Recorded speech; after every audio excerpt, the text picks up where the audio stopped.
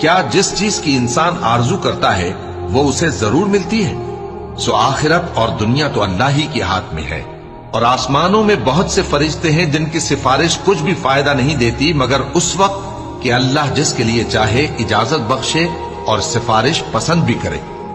جو لوگ آخرت پر ایمان نہیں لاتے وہ فرشتوں کو لڑکیوں کے نام سے موسوم کرتے ہیں، حالانکہ ان کو اس کی کچھ خبر نہیں۔ وہ صرف خیال و گمان پر چلتے ہیں، جبکہ خیال و گمان حق کے مقابلے میں کچھ کام نہیں آتا۔ تو جو ہماری یاد سے روگردانی کرے اور صرف دنیا ہی کی زندگی کا خواہاں ہو، اس سے تم بھی منہ پھیر لو۔ ان کے علم کی یہی انتہا ہے۔ تمہارا پروردگار اس کو بھی خوب جانتا ہے جو اس کے رستے سے بھٹک گیا، اور اس سے بھی خوب واقف ہے جو رستے پر چلا۔